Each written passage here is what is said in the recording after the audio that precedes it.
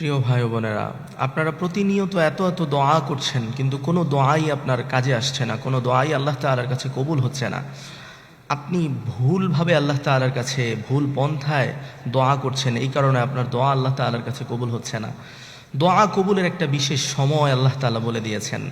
আল্লাহ রাব্বুল আলামিন তাহাজ্জুদ নামাজের সময়, রাতের ৩টার সময় যদি আপনি উঠে ৪ রাকাত নামাজ আদায় করে আল্লাহ তাআলার কাছে হাত তুলে যা চাইবেন, আল্লাহ তাআলা সাথে সাথে আপনাকে তাই দিয়ে দিবেন ইনশাআল্লাহ। তাহাজ্জুদ নামাজের মাধ্যমে আপনি আল্লাহ তাআলার কাছে দোয়া করুন।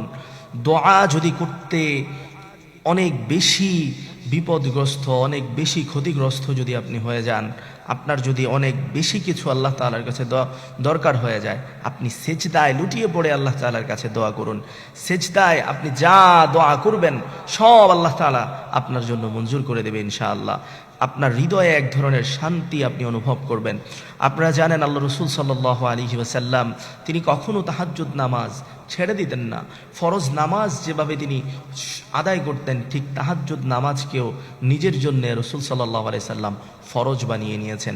প্রিয় ভাই ও বোনেরা, এজন্য তাহাজ্জুদ নামাজের সময় যদি আপনি উঠে ২ রাকাত, ৪ রাকাত অথবা ১২ রাকাত, আপনার যত সামর্থ্যে কুলায় আপনি নামাজ আদায় করে আল্লাহ তাআলার কাছে হাতগুলো উত্তোলন করে অথবা সেজদায় লুটিয়ে পড়ে যদি আপনি আল্লাহ তাআলার কাছে দোয়া করতে পারেন, আল্লাহ রাব্বুল আলামিন আপনার সমস্ত দোয়াগুলো কবুল করে নেবে। যা চাইবেন আল্লাহর কাছে, আল্লাহ সব দোয়াগুলো কবুল করে নেবে।